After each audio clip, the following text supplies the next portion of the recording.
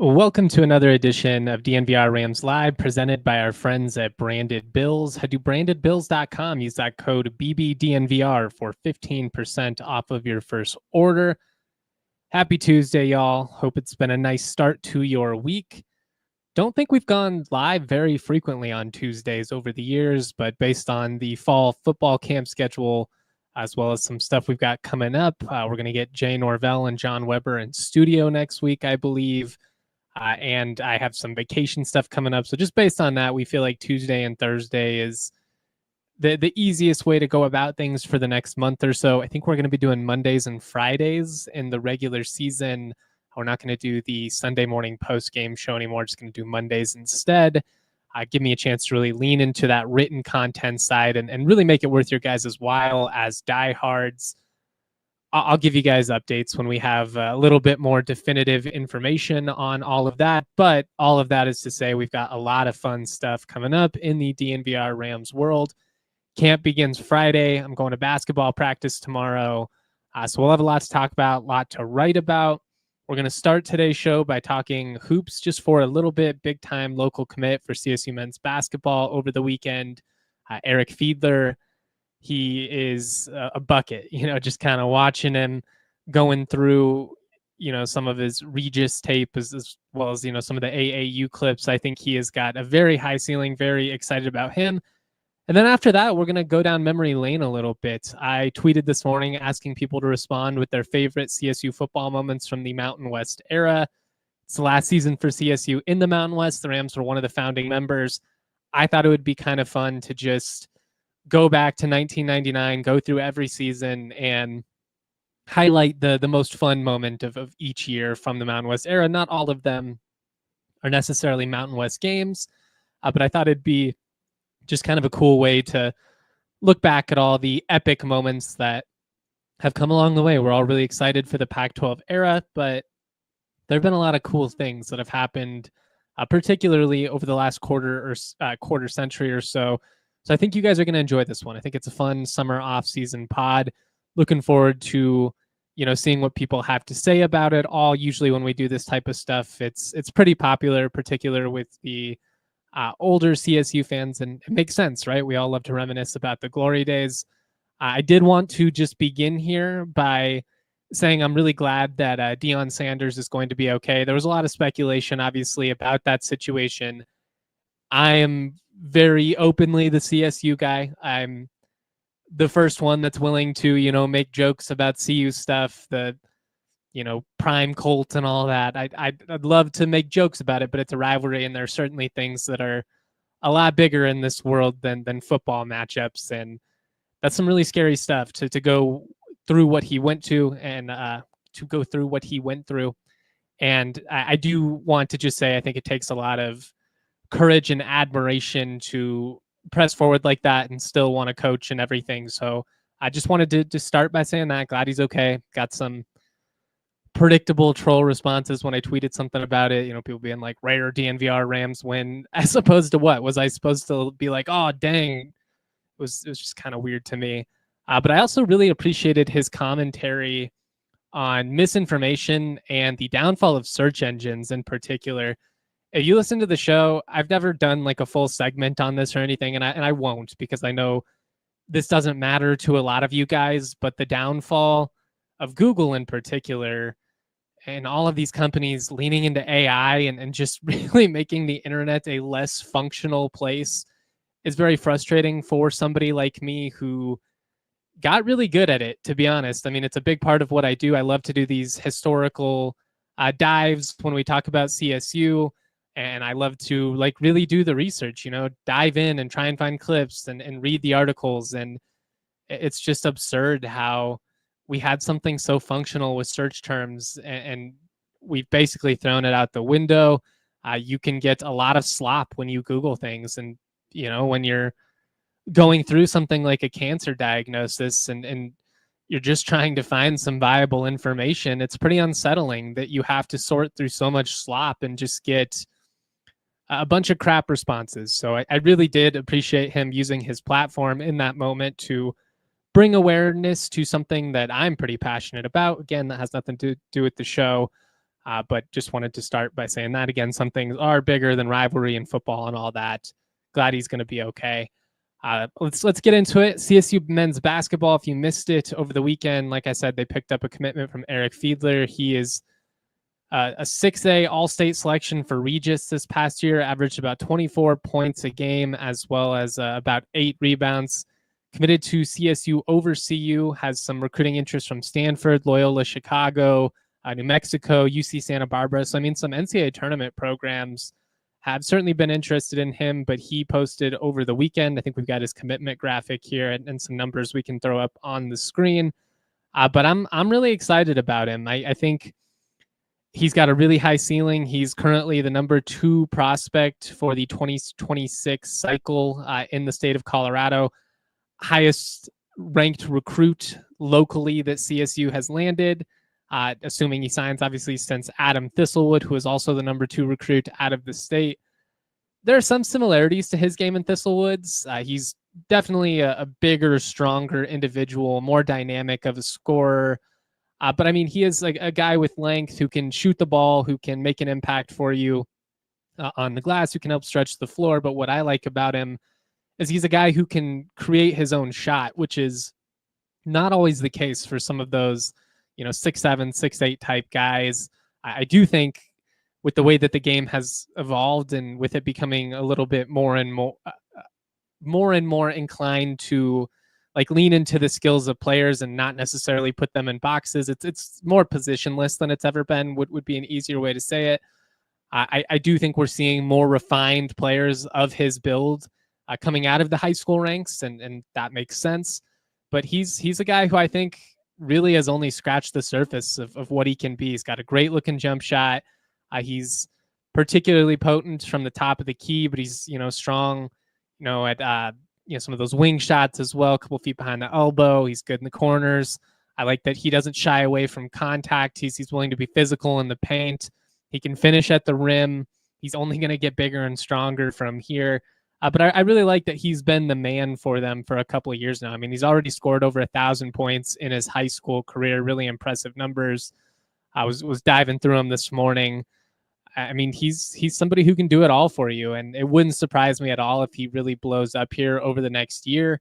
And I think he's going to be potentially a really big player for this program. I always try and, I don't know, I just don't want to get people too pumped too early. I don't want to create unrealistic expectations or anything like that. But he is very intriguing to me. He's about as exciting of a high school forward commit as we've had since Roddy, I'd say, just in terms of the combination of athleticism and skill. There aren't a lot of guys like him here. We got a shooting splits here. Scored 626 points this past season, almost 1,200 points in his career, 385 made field goals. Really, really solid numbers, almost 50% from the floor. These are solid numbers for a high school player. And I think one of the things that's really big, and as my guy Steve Ivey is pointing out in the Toyota chat, huge recruiting win for Ali and the CSU program. To me, this is indicative of how the tide has kind of turned for this program. And it's really the product of years of hard work and relationship building from this staff. And I don't talk about it quite as often these days because it's been some time since, Medved and Ali came in, 7 seasons together, and Ali obviously going into his 8th year in the program. But when those guys came to town from Drake, there were no established relationships for CSU men's basketball locally. Larry just didn't recruit. And it wasn't just locally. At the end, Larry wasn't recruiting anywhere. He was spending all his time in California, and they were just taking whatever JUCO kids and transfers they could basically get to come into the program. But it was a bad spot to the point where it was a pretty regular occurrence for some of the more intriguing Colorado basketball prospects. And I know historically Colorado not exactly a hub for, producing basketball talent across the country. I do think the high school game is certainly improving, and obviously guys like Nick Clifford, they help your cause there. But recruiting has been an uphill battle for CSU locally. Basically, any time that they went head to head against CU for a guy over the years, Nick Clifford is a good example. Luke O'Brien's another good example.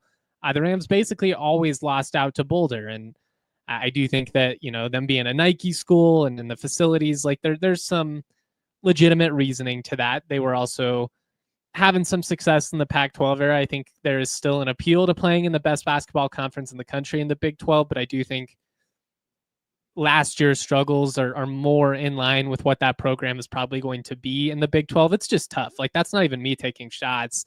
Those are just some big waters to swim in, and it's tough when you're not a basketball first institution or you just don't have the resources of like a Kansas, So like, again, I'm really not trying to make this a rivalry thing, but I think CSU has some juice right now as a program. And I think the success obviously helps. You've gone to back-to-back tournaments and not only gone, but you've gone and won games and back-to-back years. You had the excitement of winning the Mountain West for the first time in a couple of decades, and then having another first round pick, and then, having him go on to the Summer League and being a first team All Summer League selection. Like, there's just a lot of things right now that are working well together and helping CSU, keep this upward trajectory rolling. And they've got some real momentum.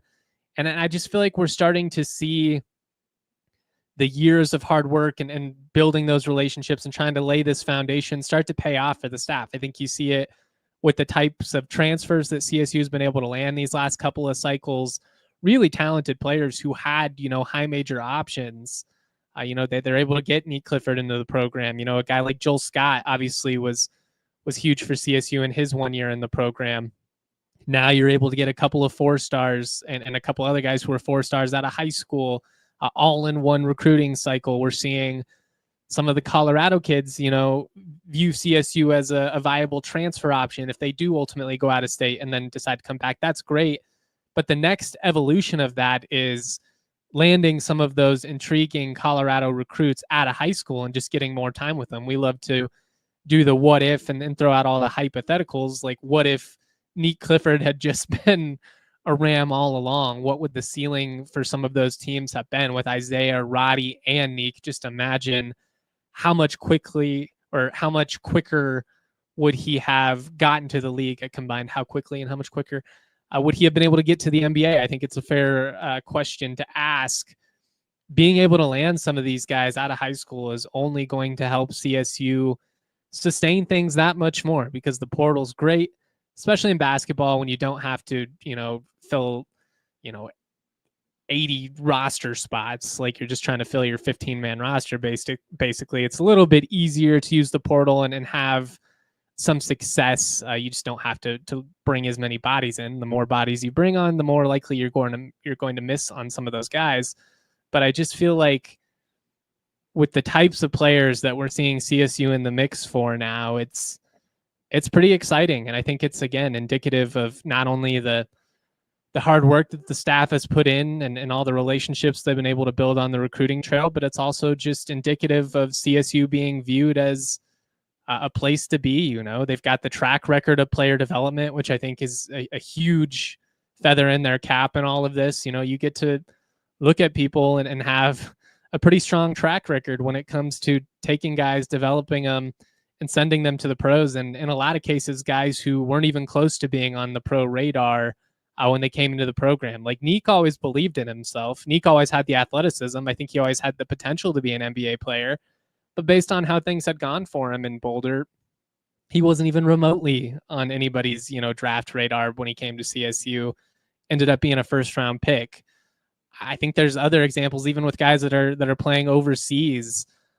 It's only going to help you, and all these things, they just kind of work together. But it's really cool to see, because for years and years and years, we had to watch the Josh Adams of the world go to Wyoming, Justinian Jessup go to Boise State, and then, eagerly come back to Fort Collins and bust our ass every game. a couple of guys that went to Boulder. Like, we're starting to see CSU win those kids out of high school. And again, I just think it's only going to help with the ascension. And I don't think it hurts that CSU is building some strong ties with the Mountain Stars AAU program, one of the premier AAU outlets in the region, based out of Utah, but it's a lot of Utah and Colorado high school kids. The Rams also offered Christian Williams, a 2027 combo guard who plays at Chaparral High School. All of these things, they add up together. And these are, again, like the types of things that just didn't happen before Ali and Nico came to town. It seems very obvious, like you should be doing these things, but it wasn't happening. It wasn't happening back in the day. We've got some comments here in the Twitter chat. Paul says, which players from last year that played significant minutes might have to take a smaller role this year, thinking like a Thistlewood type of situation? That's an interesting question, because a lot of your key contributors obviously are not going to be in the mix.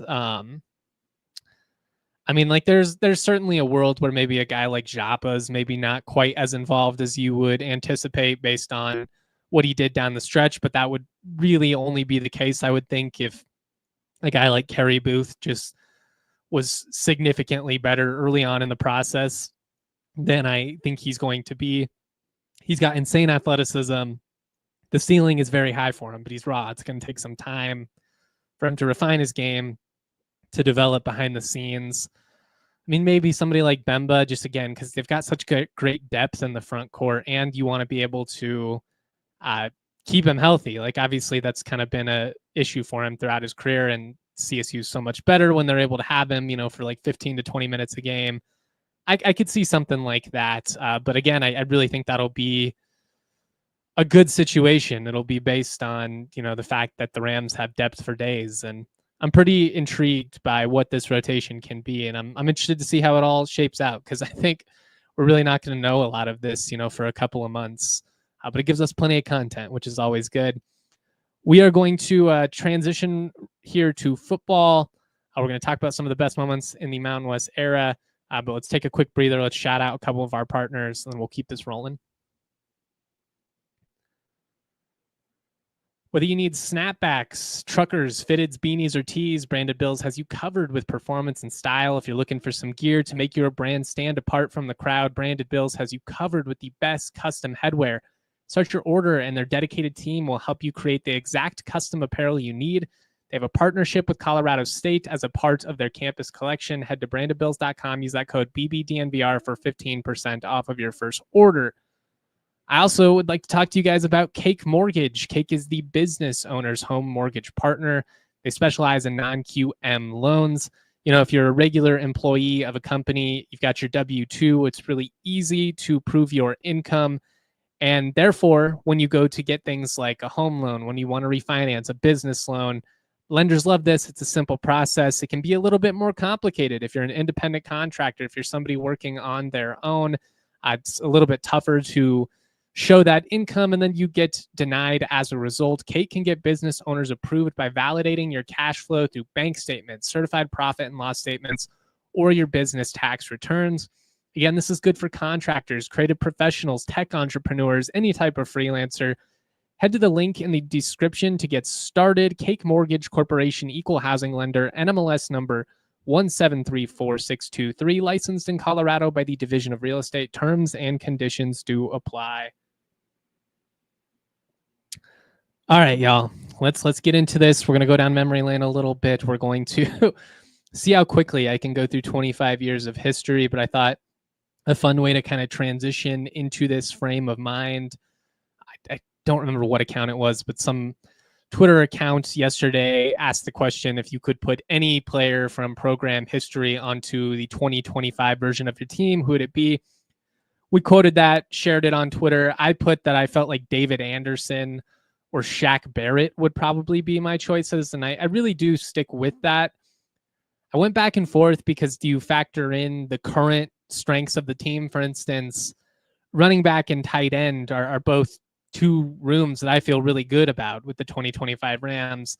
As much as I love Trey McBride, as much as I love Joel Dreesen or Cecil Sapp or Lawrence McCutcheon or whoever else, Capri you want to think about, like, it'd be sick to have them on the team, but would it be better to try and find someone to fill a hole, if that makes sense.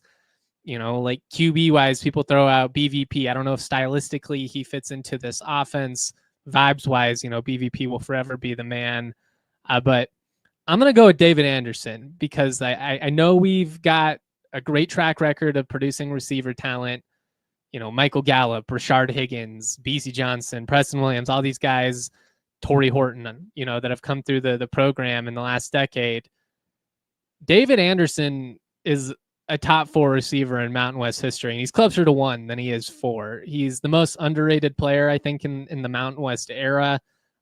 We've got his game logs here. That he was not only a guy who showed up year after year, but he was a guy who always produced in the brightest moments.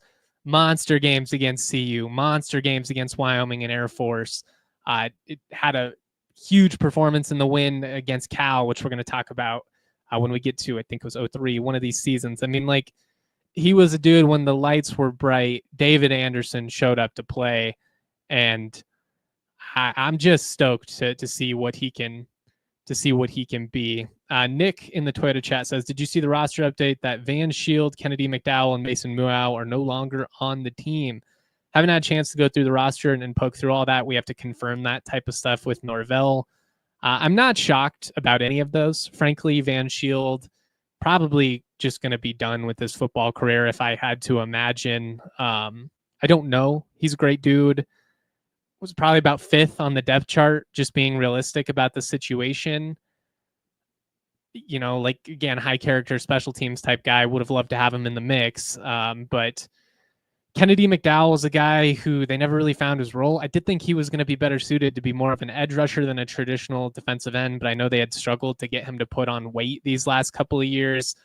Mason Muau is just a guy who it didn't seem to click for him in the offense. And again, they've recruited over him now a couple of times at tight end. So this is just kind of what college football is today. A lot of those guys back in the day would have just kind of disappeared into the background. These days, they're able to hit the portal, but we'll have to see what happens with all of that. Josh in the Twitter chat says Shield had a leg injury about a month ago. He had an Instagram post, and one of the pics was him in a leg brace. Yeah, so I mean that could certainly be a factor in all of this. I'll try and get some better answers for you guys between now and the start of camp on Friday. Papa Girth, it looks like in the Twitter chat. Off-topic question, can you address later? Are we going to see Kojo Antwi this year? I haven't heard much about him. TBD. Had an Achilles injury. Not 100% sure if it was a full tear or not. That's what I had believed. If it was, don't see a world in which we see him this fall. If it was just like a bad strain or something, then we'll see. He's still on the roster, which is an encouraging sign. But I did not get to see him on the field at all in the spring. So that's why we just haven't really talked about him much. Paul says, God forbid Jackson Warren gets dinged up again. Who is tight end depth behind Mr. Beers? Oh, they brought over Carlos Anaya. He might have been Wofford, one of the small school transfers. He actually looked really good in the spring. They feel pretty good about the depth. They moved one of the linebackers to tight end, Jaden Landrum, who I think had kind of a nice spring as well. But tight end is a strong suit, I would say, for the position. It was a strong suit in terms of how the position groups rank up: tight end, running back. Feel pretty good about corner on paper. But that's where we're at with all that. So let's get into the best moments of the Mountain West era. Got about 35 minutes to go through about 25 years of history, and we all know that I can be a rambler.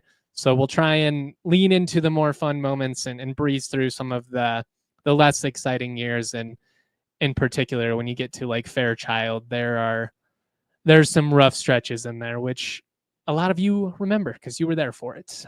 But let's kick it back to 1999, first year of the Mountain West. CSU won the league that year. They were co-champions, technically, I believe, with Utah and BYU. But they went 8-4, 5-2 in the league. They didn't have a title game back then. So again, you were just co-champions. I think the best win of the season was probably week 1. It's a 41-14 thumping of number 14 CU at Mile High. If you remember, The Rams won in 99, 2000, and 2002. Then there were some thrillers in 03 and 04. Really the best stretch in terms of competitiveness in that series history was the late 90s through really about 2015 or so. The last decade obviously has not been great. And then if you look in like the 50s and 60s and stuff like that, definitely was not great for CSU. But honestly, their record against most teams was not very great in that time period. But this is one of those signature wins from the Sonny era. The fans went crazy. They got tear gassed. So one of the more infamous moments, I would say, in the history of the rivalry. But to start the year with that type of bang against a top 15 CU team, it was really funny. There was, I believe, a 7-year stretch. I pointed this out before 2023, where that game was usually week 1 or week 2, CSU or CU. One of the teams would be ranked and favored coming into the year, and the team that was ranked and favored lost the game every single time. This was one of those examples. The Rams win a big one, though, 41-14 over CU in Mile High. Students go crazy, get tear gassed. It was kind of a perfect example of what college football used to be that 1999 season. Not only do you start the year with a win over CU, but you beat Wyoming, you beat Utah, you beat Air Force, such regional schedules back in the day. Much different, as the years go on. It's just kind of interesting when you dive into all these numbers and you see some of that type of stuff. Going on to 2000, the Rams went 10-2 that year, 6-1 in the Mountain West. Started the year with a 28-14 win over CU, once again in Denver. We are going to go, though, with the 45-21 win over BYU that season. It's on Thursday night. It was the last game against Lavelle Edwards, who obviously had a phenomenal career at BYU.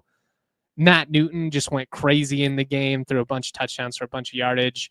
It was 45-0 halfway through the third quarter against BYU, who historically, had kind of been everybody's bullies. Utah at that point had really not elevated yet under Urban Meyer, was kind of in between their competitive stages. BYU had kind of been that school, for Utah in the 80s and 90s, certainly had their way with the WAC many, many years. But this was a thumping, in the final matchup against Lavelle Edwards. The Rams get a little bit of payback, just put it on them 45-0 halfway through the third before Sonny, classy guy, calls off the dogs. He's not the type of coach to run it up and like hang 70 on someone, but they end up winning that game 45-21. There are certain teams, I wrote this in the newsletter when I was kind of going through the Broncos schedule earlier or late last week, I think it was when I did it. But I kind of laid out what I believe are the 5 most anticipated home games. And one of the things I talked about with the Dallas Cowboys is the fact that there are just certain teams that are more fun to beat. And I think BYU is very much on par with Dallas in that conversation. They've got a big fan base, admittedly, but a very obnoxious fan base, a fan base who loves to brag about their history and how much better they are than you. And when you get to shut them up, when you get to beat them, it just feels good. And those wins over like BYU and Utah and some of those teams, back in the OG Mountain West, they definitely stood out. Keeping things rolling, going on to 2001. You start the year 2-4. This is BVP's first year as a starter after he transferred into a school from Michigan State. Starts the year 2-4, but then they go up into Laramie and they thump Wyoming 42-14. I talked about this a couple of times last week, but man, Sonny's dominance in Laramie was something else. Didn't lose a game there until 2003. I lost a couple at the end, but there was a stretch there where every time CSU went up into Wyoming, they would just put it on them. Casey Bramlett, the quarterback of the time for the Pokes, really struggled through 4 interceptions in the game. CSU forced 5 turnovers defensively. The Rams, after starting 2-4, would go on to close the year 5-1, and they beat North Texas in the New Orleans Bowl. It was kind of the beginning of what was to come in that 2002 season. There was an 18-game stretch that started about halfway through that 0-1 campaign. Goes through almost the end of the 02 season, where the Rams went 15-3 over an 18-game stretch. Only lost like a really tight game to Fresno. I think there was a BYU loss in there somewhere. But just really the beginning of what was one of the most fun stretches in CSU football history. And it starts with a thumping in Wyoming. And that's kind of a common theme with the Rams historically. I pointed this out last week, but there have only been 3 times, I believe, in the last 75 years where CSU has won in Laramie, and it hasn't coincided with a winning campaign. And, you look at the schedule this year, there's a trip to Wyoming. There's some big expectations. If you're going to get where you are aiming to be as a program, I would say a win over Wyoming is going to be pretty important in that whole equation. All right, we are going to keep this rolling here, but we got to shout out 2 more partners, and then we've got a lot more history to go through. Keep the comments rolling. If you've got any questions, comments, etc., fire them away in the Toyota chat. If I don't get to them right away, we can always star them. Come back around at the end of the show. Coors Light encourages you to never lose your chill. Life's going to test you. My air conditioner went out about a month ago. Can't replace it without having to replace the entire furnace because the furnace is too old, but the furnace is too functional, and the home warranty won't help with the furnace process because it's still functional. And it's just one of those adult things that makes you want to rip your hair out. But if I've learned anything in all this, 1, getting worked up only makes you that much more sweaty. But 2, it makes the situation worse. You've got to deal with the little curveballs that come your way. I do it how I can. Some days I'm not as good as others, but getting outside, walking the dog, doing deep breaths, putting yourself in that chill state of mind. Then when you're kicked back, when you're cooling, when you're relaxing, crack open that ice cold Coors Light. When the mountains turn blue, it's as cold as the Rockies. Coors Light is cold lagered, cold filtered, and cold packaged for a smooth finish. Make the most out of the times you choose to chill. Choose Coors Light. Get Coors Light delivered straight to your door. Visit CoorsLight.com/DNVR. Celebrate responsibly. Coors Brewing Company, Golden, Colorado.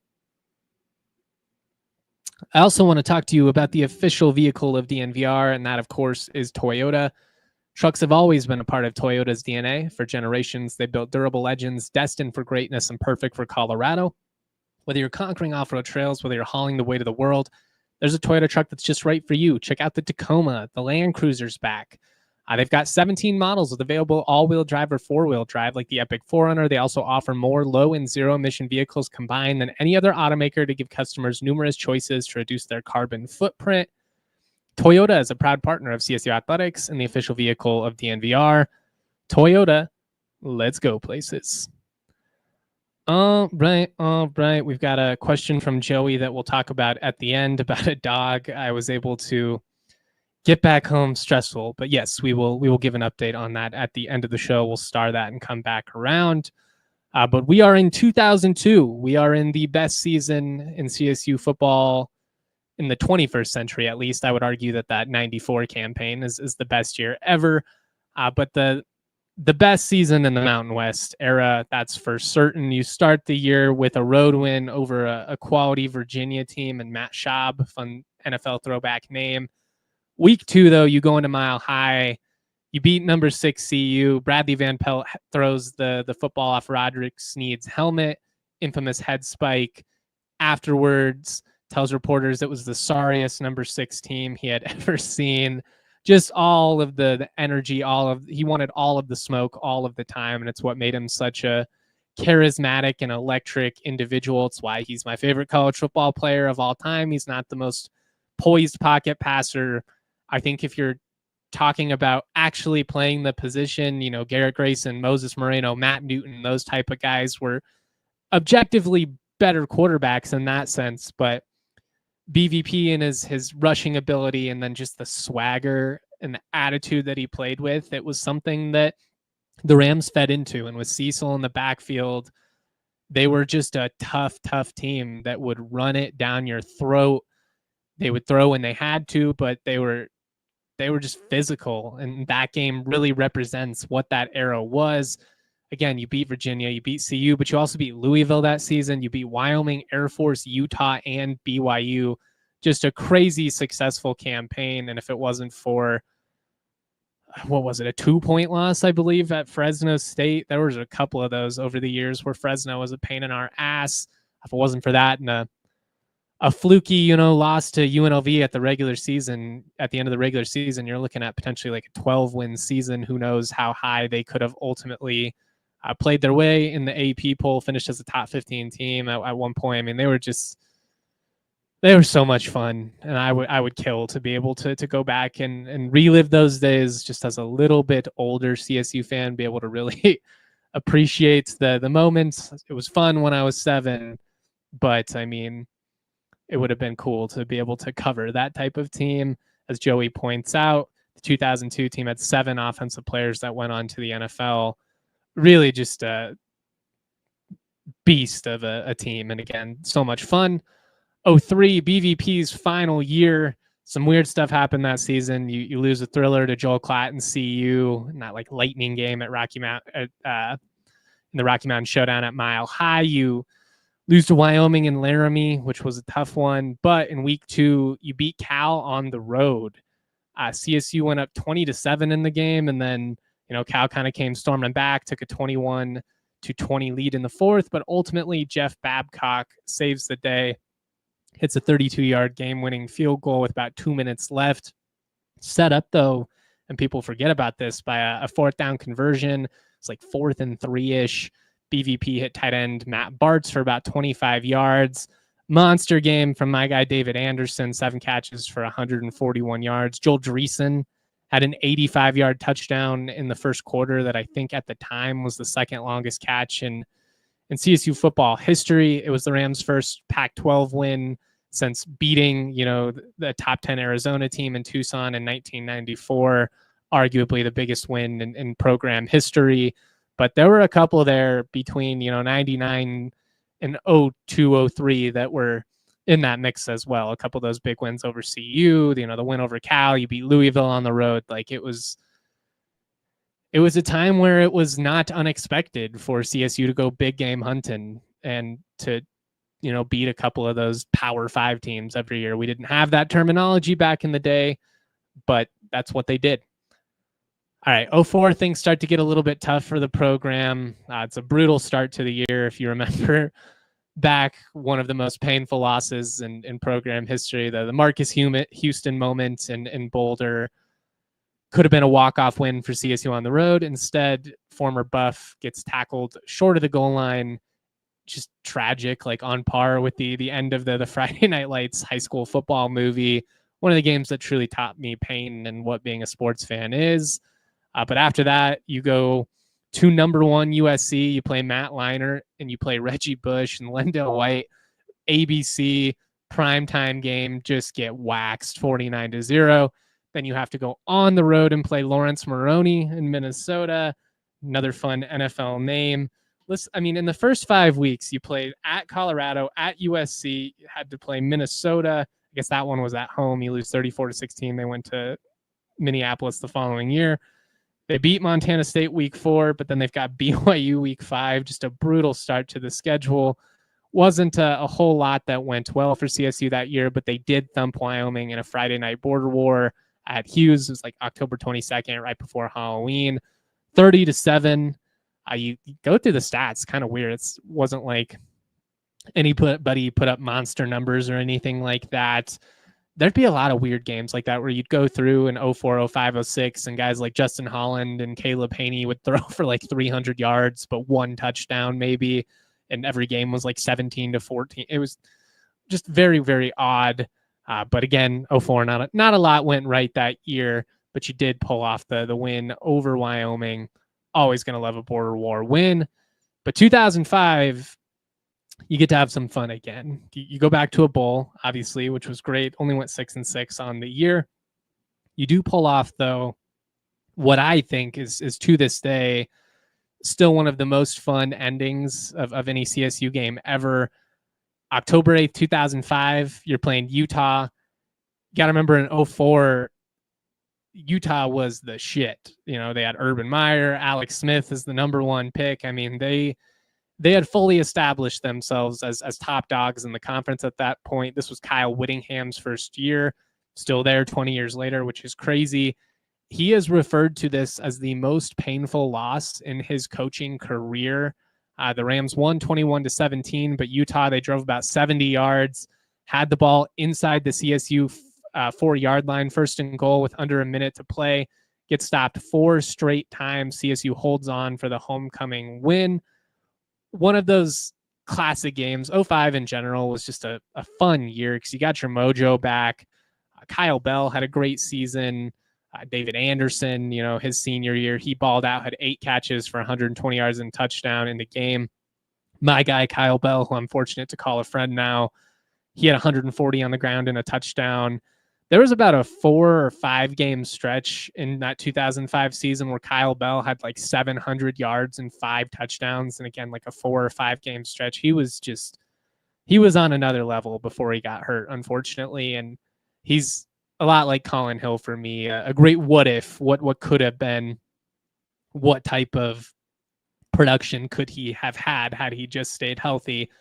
But that 05 win, over Utah was a fun one. And again, like there weren't a lot of high moments, in that 05, 06, 07 stretch, but there were a lot of really good players and a lot of guys who were fun to root for. And David Anderson's at the top of that list, Justin Holland. Kyle Bell, though, is easily one of my favorite players in program history. And that win over Utah is up there. It's still top 5 for me, not just Mountain West era, but like CSU moments, period. I know it's just a random regular season game, but it was a sellout. It was one of the biggest crowds in Hugh's history, highly anticipated with that dominant Utah program coming to town. And to pull off that win, after you had a tough stretch, you start the year by losing at CU and at Minnesota, but then you beat Nevada and you beat Air Force and then you beat Utah to jump to 3-2. It was a big reason why you were able to make a bowl that year.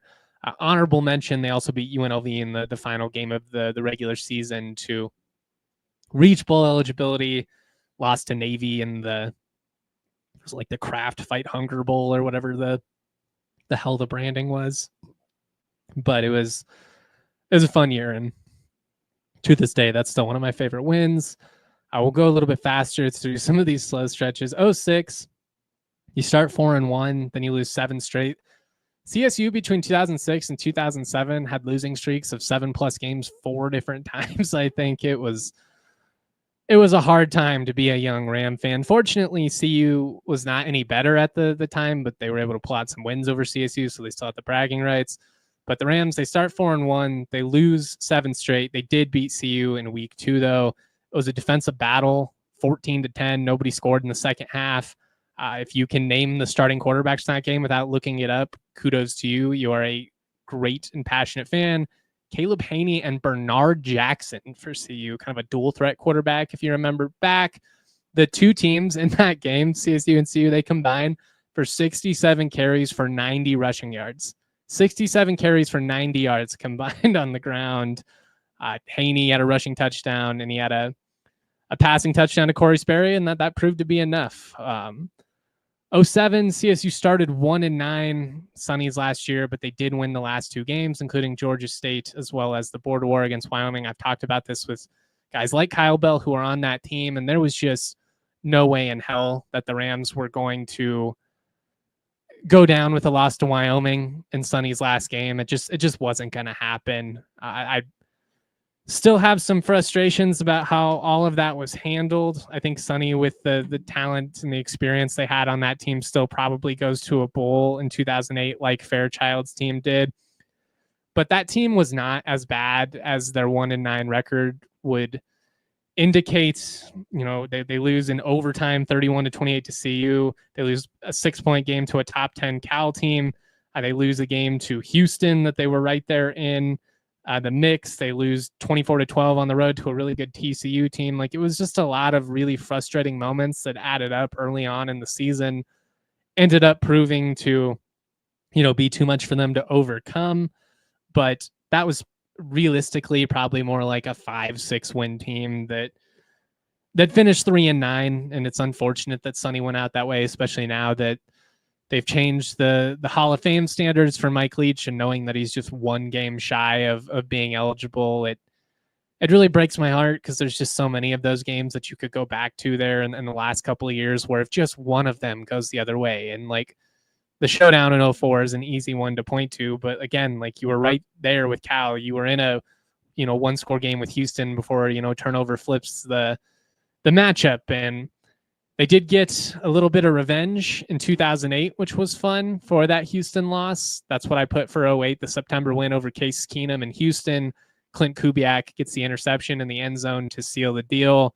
You could also go with closing the year with a win over Wyoming to reach bowl eligibility. And obviously the New Mexico Bowl was a lot of fun. Gartrell-Johnson went crazy against Fresno State. Me and my brother, over the weekend, I helped him move into his new place. We watched a compilation of the Gartrell-Johnson runs in that New Mexico Bowl, and it's just fun to see. It's fun to see the shiny gold pants, but he always had the crop top going. Like, that wasn't quite as prevalent back then, at least in the Mountain West. And, the dreads flowing and just goes crazy. Goes for like 300 all-purpose yards in the game. One of my favorite random Rams of all time, Gartrell-Johnson. Shout out to him. Shout out to that New Mexico Bowl win. Unfortunately, that was the peak of the Fairchild era. Never got any more fun than that. They did win in Boulder in 09. They went up 17-0 before hanging on for a 23-17 win over Cody Hawkins and the Buffs. That team also beat a Colin Kaepernick-led Nevada team. Went to that game with my family, one of my first games at Hughes Stadium as a kid. We watched every game growing up, growing up in Lakewood and having sports and stuff. It was hard to get up there in person on a Saturday. Went to a lot of Air Force games, weirdly enough. Just had some connects for tickets. But yeah, they start the year 3-1, then lose 9 straight. Again, multiple times that happened under Fairchild. Just insane. 2010, we're going with the 38-14 win over New Mexico, I guess. That team beat Idaho, UNLV, and New Mexico. I basically black out the 2010 football season. It was bleak. It was really bleak. 2011 wasn't much better. Start 3-1 and lose 9 straight for the second time in 3 years. But we'll go with the 35-34 thrilling win in Logan over Utah State. Kind of the start of what's been a really fun stretch of football between CSU and Utah State over the last 15 years. And it's why I am a proponent of introducing a traveling trophy for that matchup. I just think that when you've played over 80 times, you're a regional rival, and you have a track record of playing highly competitive games in both buildings too. It's basically even records both ways. I think you should lead into that. And if you went just based on the amount of quality games you've had against any singular opponent in the last decade and a half, Utah State's probably number one on that list in terms of consistently fun, occasionally wonky and weird. There've been some really weird matchups in there, but not a lot of fun moments in 2010 and 2011. I was in high school. My high school biology teacher, who was named, I guess I probably shouldn't say his name on the podcast. His first name was Justin. His middle name was Michael. So, day one, he's like, Justin Michael. And I was wearing a CSU shirt. He's a CSU guy. Makes me come move to the front of the class. We desperately wanted to be able to talk about CSU football. But that's when CSU basketball started to get fun. And when I really started to lean into college hoops a little bit more. That's also that 07 to 2011 range, I feel like, is when I really got into college football on a national level, just because it was so depressing at the time to be a Rams fan. And 07 widely regarded as one of the most fun and chaotic years in college football history. And then, after that, you get some fun stretches with like some of those OU teams and Sam Bradford and Tim Tebow at Florida and Cam Newton at Auburn and like all that kind of stuff. That's when I feel like got into the game on a national level. That's not to say that I wasn't into, college football. The 05 Rose Bowl, between Texas and USC, still probably the greatest college football game I've ever seen. But 07, you get the hook and ladder with Boise State against Oklahoma. It was just it was a fun year. And that's kind of really when I started to lean into my college football fandom on a national level. 2012, Jim McElwain kicks off his era by beating CU in Denver in his first game. I actually sat as a junior in high school in the CU donor section. My aunt, a CU alum, can't hold it against her. It's the funny thing about the rivalry and like the dynamic online is that so many of us that like actually attended these schools and aren't just the bandwagon, Dion era fans. We all have relatives, friends that went to these schools. Like it's not as deep as it gets made out to be online. But I was sitting in the CU donor section wearing, my Kyle Bell jersey. I'm rocking CSU head to toe.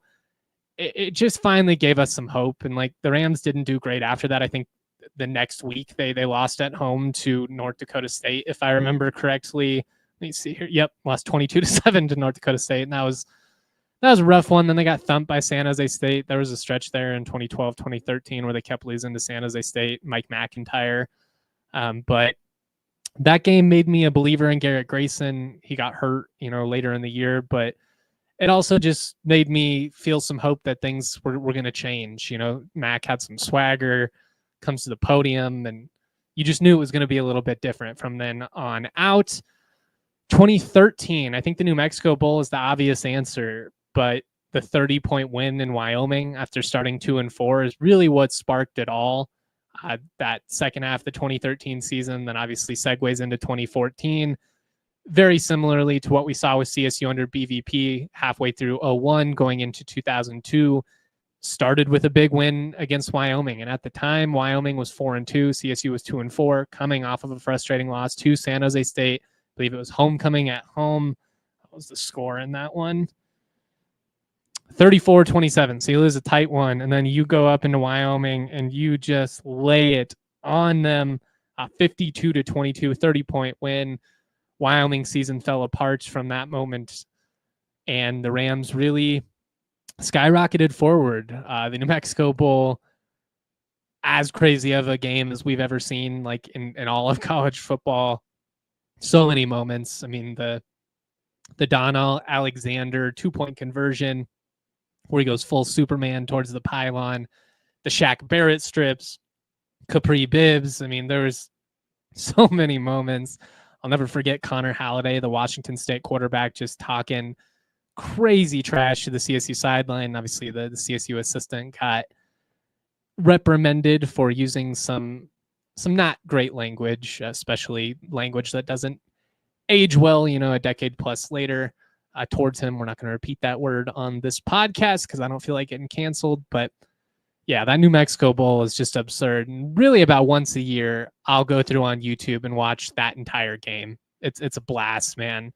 And even if you were like not a CSU fan at all, it's just one of those that's a lot of fun to go back and look at. 2014, there were so many moments. I mean, you beat CU. Rashard Higgins has a big performance. You run the ball well in that game as well. You beat Boston College on the road. I ended up going with the Utah State homecoming win. You walk them off with a game winner from Jared Roberts, set up by an incredible catch from Rashard. Big play up the field, just a bomb from Garrett Grayson for like 40-something yards to set it up in the first place. But it was the biggest crowd, I believe, at Hughes since the 2005 game against Utah. You had some momentum at that point. You had some belief. You lost a frustrating game at Boise State in week 2, but at that point you were 6-1, I think, going against Utah State. You win that matchup against a competitive Utah State team. Again, they'd won double-digit games the season before, and they were really good in 2014 as well. It was as much fun as I had as a college student in Hughes. There were a lot of really special moments along the way. Anytime you beat CU, it's a lot of fun. Anytime you beat Wyoming, Air Force, and I was fortunate that I actually got to see a couple of those. There were a lot of generations of students there, particularly in the modern era here, that went their entire, CSU career without getting to experience those. But that 2014 win against Utah State stands special in my heart. I believe the Rams were ranked after that. It was just one of those really cool, epic nights. Somewhere I have a picture of me and my roommate on the field with wide receiver Sammy Long, and everybody's just going crazy. One of those I'll always look back on and smile. Before we get out of here, let's finish up with a quick little producer manual ad, and then we'll finish up. All right, 2015, 26-7 win in Laramie. The Rams just dominated. 2015 before 2024 was last time that CSU beat both Air Force and Wyoming in the same season. I went up to Laramie with my dad in that matchup. It was cold as hell. The wind was whipping, but CSU just dominated both sides of the ball. They ran the ball down Wyoming's throat. They also were able to stop a really talented Wyoming rushing attack. I'm trying to blank on the running back's name back then, but he was a stud. Went on to play for the Falcons for a little bit. Help me out in the Toyota chat there. 2015 Wyoming running back. 2016, I think you got to go the Hughes finale. Close things out with a big win over New Mexico. That was the last time New Mexico made a bowl. It's actually a pretty talented team. Their offense was pretty potent. Had Austin Apodaca, a Colorado high school kid who transferred in from Washington State at quarterback. If I remember correctly, both Izzy, Dalen, and who's the other running back then? Izzy, Dalen, Doc. Oh, it was Marvin Kinsey. It was a Marvin Kinsey breakout. All of them had a touchdown. I think all of them might have gone for 100 yards in that game. But just a really fun night. Really, really cold. As cold as I remember feeling in Hughes Stadium, bundled up. But it was special to get the win. And then obviously after the game, you have the special ceremony on the field. And again, a lot like Sonny in the 2007 season, while not everything went the way you would have hoped for or envisioned in, like the decade leading up to that point, at least we got to end Hughes the right way, because there really were a lot of epic moments along the way. Josh, thank you in the Twitter chat. Brian Hill was that Wyoming running back who CSU was able to slow down. That would have really driven me crazy. 2017, I still think to this day the most fun moment we've had in Canvas Stadium, the Oregon State win. You thump them, 30-point win over a Pac-12 team to kick off things in your brand new shiny on-campus facility. It was a good game in the third quarter, and then just breaks wide open. It was really hot, but I think there was as much hope within the fan base as there's ever been that day. And it's finally starting to be, kind of what we envisioned back then, when CSU's having some success and they win that matchup. I think everybody was thinking like conference championship. They had that opportunity, had things not, gone so poorly in the league slate. But I hope to feel the type of hope for the program that I felt when I was leaving Canvas that day. And, when I'm writing my column and, Rams bash Beavers and an inaugural game at Canvas Stadium, it's still framed in the Collegian newsroom. So that's a moment that I definitely hold dear in my heart. 2018, the Arkansas comeback win. Shout out to Chad Morris. That was coaching malpractice. They're running for like 6.5 yards a pop. Decides to get cute in the second half and leaves the door open for CSU. Preston Williams makes a bunch of big plays. Izzy Matthews scores the game winner. Shout out to friend of the pod, my guy Domingo, who broke his leg trying to storm the field and celebrate that win. Sometimes you stick around for the field storm and it lives up to the moment, and sometimes you break your leg like Domingo did. I love that story so much. 2019, not a lot of fun moments. Colin Hill gets hurt in that Arkansas game. Basically, all expectations go out the window. You lose a weird one to Toledo and San Diego State at home, but you did generate some confidence after going into Albuquerque and Fresno. I went with the 41-31 win in Fresno. The only time I've been out there. Had a lot of fun. Patrick O'Brien had a nice game. Trey McBride went off. Warren Jackson had some moments as well, and it kind of had everybody thinking like, all right, maybe we can salvage this. That did not prove to be the case in the end. 2020, easy, the Board Awards, the only win you had that year. You only played 4 games. Honestly, don't feel like CSU played very well in that game. I've talked about that before. I felt like Wyoming was the better team in 2020, but CSU won. Like CSU was the better team in 2022, and Wyoming won that game. Sometimes it goes that way, but just glad that Trey and Toby got at least one rivalry win in their career, albeit a weird one in an empty stadium where they're pumping in crowd noise and everything about it just felt so awkward. But I mean, at that point, I think we all were just excited to have football, right? Like we didn't really know if there were going to be any games. You already had some canceled games. Like it was such a wonky process. 21, in the Adazio era, there's just not much to celebrate, but we'll go with the 36-7 win over New Mexico, one of Warren Jackson's best games. You could also go with the San Jose State win on homecoming. Honestly, I felt like those wins could have done more damage than good. I'm glad that they didn't. I remember Adazio coming to the podium and pumping his chest and basically being like, see, because they had hung with Iowa, and like they pulled off some wins there against bad teams, and then they were who we thought they were over the second half of that season. And obviously all compounds with Jay Norvell in Nevada coming into town and just thumping them on senior day. Got embarrassed in Laramie. Boise kicked their ass. There wasn't a lot to feel good about that season. Outside of Trey McBride winning the Mackey Award, really the only good thing that happened in the Adazio area, period. We are going to overtime. If you're watching on TV, you can go to thednvr.com to catch the end of this. If you're listening later on, obviously you're fine. Don't do anything. Or on the other platforms. 2022, the road win in Reno.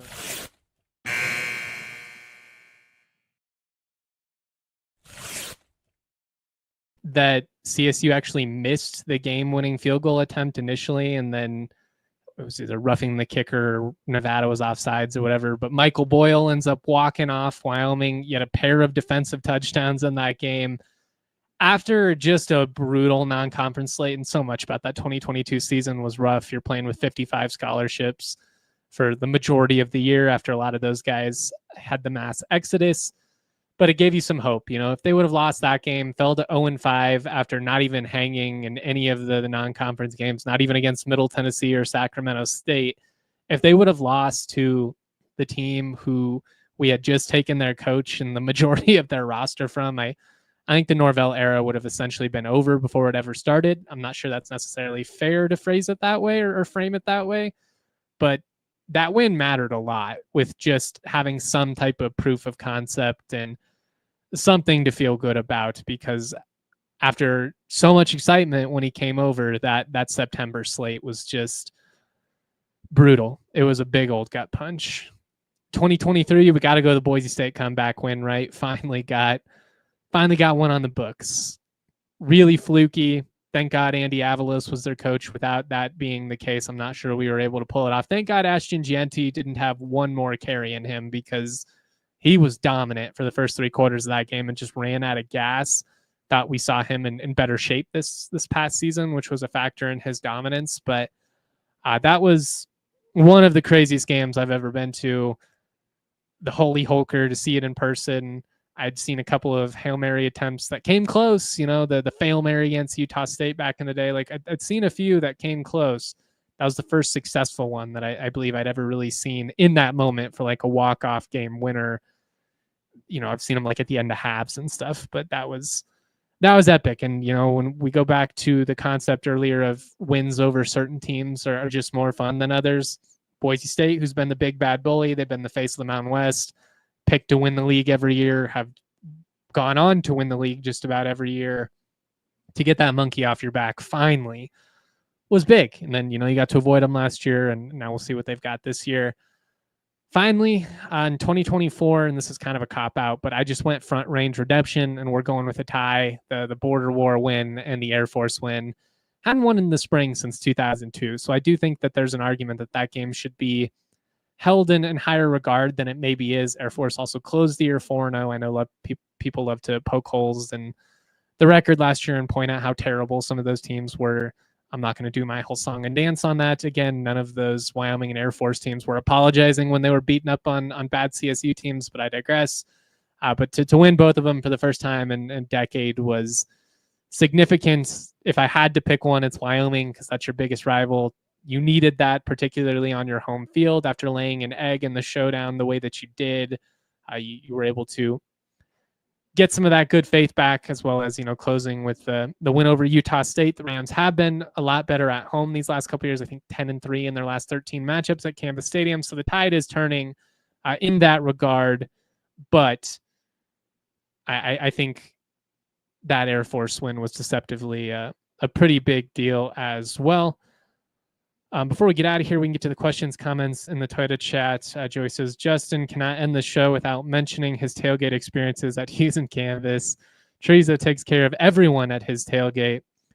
That's true, man. I have made a lot of friends over the years, and I've had a lot of cold beverages with a lot of folks over the years. Less so these days, obviously, now that I've got a bigger platform and got to be professional and all that. But, when I was a student back in the day, it was fun. We had some fun, objectively too much fun at times. 2014, I got not one, but 2 tickets for minor in possession of alcohol, first at the Showdown and then again at Hughes before the Wyoming game. They won both those rivalry games, and I was so pissed off in the first half that I barely even got to enjoy it. But it's funny, man. I still get carded now. I don't know why I thought I could confidently drink in public when I was like 19, 20 years old. But we did, and most of the time it had been fine, especially like 2013. I remember that Boise State game. It's cold. We brought an entire 12-pack of PBR into the stadium. That was long before the security measures they have now. But it was a different time. It was a fun time. And honestly, I miss the days of being in those Hughes lots. I do think that the on-campus stadium, undoubtedly a success. It's great to bring the alumni back to campus. All of that is awesome. The facility is great. It doesn't have the same vibe that Hughes had. I was actually talking about this with my buddy Cody Tucker, who, came to Hughes quite a bit for those CSU Wyoming games. He's like, it was intimidating when you pull up in that Hughes lot as an opposing fan. I don't think you're intimidated in the same way with everybody spread out the way they are at campus. It is what it is in that regard. Like you're not going to be able to replicate the fun quirkiness that came out of just being in a big open field backed up against Horsetooth, but it had more of a party vibe, I think, than Canvas does. And obviously there was a lot of boozing going on in those lots back in the day, and I think people have chilled out a little bit in that regard as well. Finally, I will just kind of tell the story since I was asked. I tweeted about it on Sunday. I was walking my dog and I encountered a dog who had gotten loose. He was challenged to corral. Didn't help that, my 95-pound dog was stoked to make a friend and wanted to wrestle, and then scared him off a little bit. I spent about 35 minutes trying to wrangle him. The dog had just no survival skills whatsoever. Went up to a house that has some infamously aggressive pit bulls, and I'm not anti-pit bull. I love pit bulls, so don't come at me with any of that shit. But these ones happen to be a handful, and they don't have good owners, and there lies the root of their behavior, right? But I had to get him away from them, and then he's trying to run towards 287, and I'm trying to grab his collar while my 95-pound dog's pulling me the other way. Finally, I'm able to get my hand on his collar. I'm trying to walk them both to my house. Finally give up on that. Was able to read the phone number on his collar, get the owner to come pick him up, who, I'm going to be honest, a little bit, I don't know, not the level of sincerity that I would have expected from somebody who just rescued your dog from getting attacked by aggressive dogs and stopped him from running onto 287.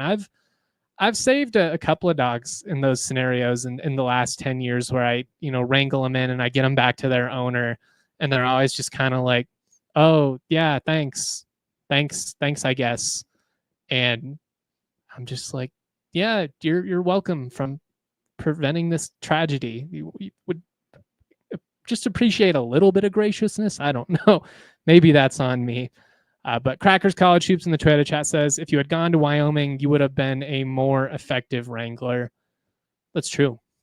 Or if I spent more time on my family's farms in Western Kansas, like they had wanted me to, I would have been both tougher and better with agricultural skills than I am today. But young Justin was too busy, playing college football on the GameCube back in the day. So it is what it is. But I thought it was kind of fun to just go through memory lane today, talk about some of the fun moments. 25 years, maybe a little bit too much to go every single year, but I didn't really know how to distinguish which years we should focus on and which ones we shouldn't. But yeah, we'll be live again Thursday at 11 a.m. Again, that's going to be our schedule throughout camp. We've got football practice coming up Friday. I'm going to basketball Wednesday, all kinds of stuff coming your way. Thank you for listening to the DNVR Rams podcast presented by Branded Bills. Head to brandedbills.com. Use that code BBDNVR for 15% off of your first order. Shout out to all of you. Much love to everybody in Ram Nation. We are always proud to be. Peace. We all silly like the mayor.